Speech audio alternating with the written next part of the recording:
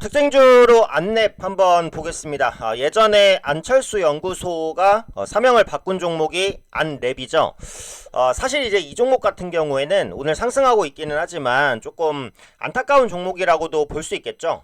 왜냐면 대부분의 정치 테마주들이 펀더멘털이 약합니다. 실적이 잘 나오는 경우도 별로 없고 기업의 시총도 작고요. 근데 안랩 같은 경우에는 안철수 의원 테마주로 엮여 있기는 하지만 이 테마 색깔을 지우고 봐도 기업 자체의 성장력은 사실 굉장히 좋거든요. 근데 그동안 이제 정치 테마주로만 분류되다 보니까 기업 자체의 성장성이 부각이 되지 못한 부분이 좀 있는 것 같아요. 그래서 사실은 이제 안철수 테마주라는 꼬리표를 떼지 못할 것으로 보이기 때문에 지금처럼 정치 테마에 의해서 움직임이 강하겠지만 혹시라도 나중에 이제 정치 테마 색을 빼고 보더라도 정치 테마주로 분류된 국내 종목 중에서는 가장 성장성이 높은 종목이다. 뭐 그 부분 정도는 기억하고 가시면 좀 좋지 않을까 이렇게 생각이 돼요. 일단 안랩은 정치 테마주이긴 합니다. 그래서 정치 테마주로 묶였었던 부분을 체크를 안 할 수는 없는데 뭐 아시겠지만 윤석열 탄핵안의 이제 투표를 국민의힘에서는 안철수 의원이 먼저 이제 투표를 해서 그 찬성 표결을 한다 이렇게 이제 언급을 했었어요, 그죠? 그래서 국민의힘에서는 안철수 의원만 남고 나머지는 다 나갔고 중간에 이제 두 의원이 이제 다시 돌아오긴 했습니다만 어쨌든 이번 윤석열 탄핵안 투표에서 상당히 좀 입지를 구축을 하려는 그런 시도가 나왔다 이렇게 보면 될 것 같아요. 뭐 그에 따른 언론의 반응은 두 가지지만 이게 이제 맞다 틀리다 이런 부분은 정치적인 문제니까 논할 필요는 없고 어쨌든 이번에 자신의 존재감을 조금이나마 부각시켰다라고 생각을 해요. 물론 국민의힘에서 이제 안철수 후보가 대통령 후보까지 뭐 가고 당선되고 이렇게까지 보는 시나리오는 아직은 좀 무리가 있지만 그동안 굉장히 약해졌었던 입지가 이번 윤석열 탄핵안 투표를 통해서 조금 더 반등할 수 있는 여지는 형성이 됐다. 이렇게 보시면 될 것 같아요. 한동훈 대표의 그 총리와의 이제 공동 국정 운영에 대해서 민주당이 상당한 불만을 좀 제시하고 있는 상황이고 국민들의 동의도 크게 얻기가 어려운 현재 상황이기 때문에 어쨌든 국민의힘에서는 대안이 필요하잖아요. 그래서 그 대안 중에 하나가 될 가능성도 조금이나마 커졌다. 뭐 이렇게 보시면 되겠습니다.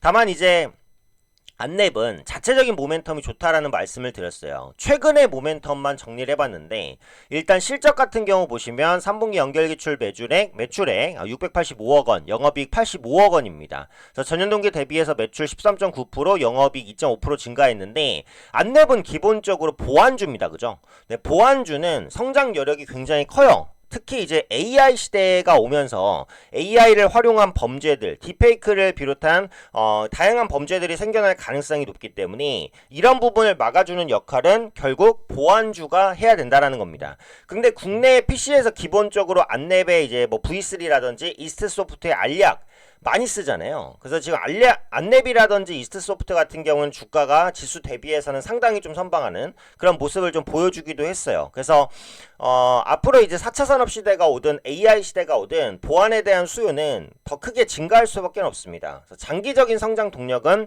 크게 확보가 됐다. 이렇게 보시면 되겠고 그 외 부분을 보면 서틴베스트의 이제 지난달입니다. 하반기 ESG 평가에서 최고 등급을 받았죠. 그래서 4년 연속 최고 등급을 유지하고 있다. ESG 관련된 모멘텀도 상당히 견조하다. 예전 증권사 보고서에 이런 내용이 있었어요. 지금 탄핵 정국이기 때문에 지수가 다 급락하고 종목도 급락하는 모습이지만 ESG 점수가 높은 종목들은 상대적으로 하락장에서 좀 버텼다. 이런 보고서가 있었어요. 그래서 그 부분도 참고하셔서 ESG 관련해서 높은 점수를 받았던 혹은 받고 있는 기업이 어떤 기업이냐 이런 것들을 체크해 보시는 것도 충분히 도움이 되실 거라고 저는 생각을 하고요. 또 생성형 인공지능을 통한 임직원용 챗봇 진이를 사내에 도입했습니다. AI를 본격적으로 도입하고 있다라는 부분이에요. 그래서 AI 관련주들이 시장에서 다시 움직이고 안랩이 주목받을 가능성도 열려 있다라는 부분들이고 또 차세대 단말 위험 탐지 대응 솔루션이죠. 안랩 EDR의 운영체제 지원 범위를 확대하면서 기능을 업그레이드해서 이용 편의성도 강화하고 있다. 네, 꾸준하게 보안 솔루션 부분에 업데이트라든지 업그레이드, 투자 이런 부분들 진행하고 있다. 이렇게 보시면 될 것 같아요. 자, 펀더멘털 측면에서 한번 보겠습니다. 안랩을 보시면 매출액과 영업이익이 꾸준히 나고 있습니다. 그죠? 올해 1분기 같은 경우는 영업이익이 좀 주춤하긴 했지만 다시 한번 회복되는 모습들. 영업이익률도 11% 정도면 상당히 높은 수준에 속한다라고 볼 수 있고요. 부채 비율 거의 부담 없죠. 최근에 이제 23%까지 떨어졌고 유보율은 6,000%가 넘습니다. EPS 계속해서 잘 나오고 있고 이제 BPS도 32,000원 정도에서 그렇게 크게 부담스럽지 않고 배당도 1,100원 배당에서 1,300원 정도까지 배당이 올라간 부분, 시가 배당률 거의 2%에 육박하는 수준까지 올라갔습니다. 펀더멘털적으로도 상당히 양호한 흐름을 보여주고 있어요. 정치 테마주이면서 이 정도의 성장성과 실적 안정성을 가진 기업을 찾기는 사실상 거의 불가능합니다. 그 중에 하나가 안랩입니다.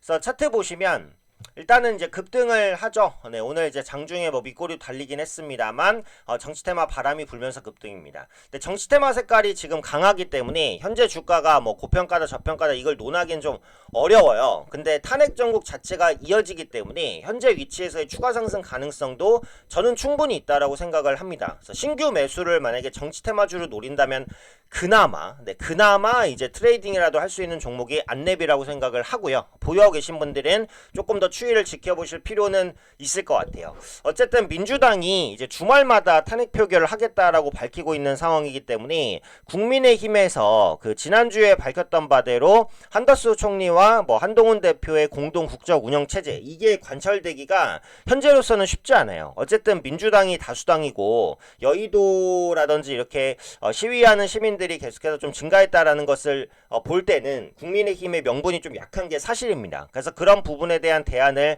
계속해서 제시해야 될 것 같고 국민의힘 안에서도 새로운 인물을 찾으려는 노력들은 꾸준히 진행될 수밖에는 없을 것 같아요. 물론 안철수 의원 자체를 이제 국민의힘 내부에서 당론을 따르지 않았기 때문에 제재해야 된다 이런 말들도 있기는 하지만 어쨌든 시장에서는 조금 더 새로운 인물들을 찾으려는 시도들이 나올 수 있기 때문에 그런 부분들이 반영될 수 있다 요거고, 앞서 말씀드린 대로 정치 테마주 색깔을 제외해도 실적, 성장성, 모멘텀 부분에서는 굉장히 좋은 종목입니다. 그래서 꾸준한 모멘텀을 앞으로도 계속해서 가져갈 수 있으니까 이 부분도 투자에 참고해 보시면 좀 좋을 것 같습니다.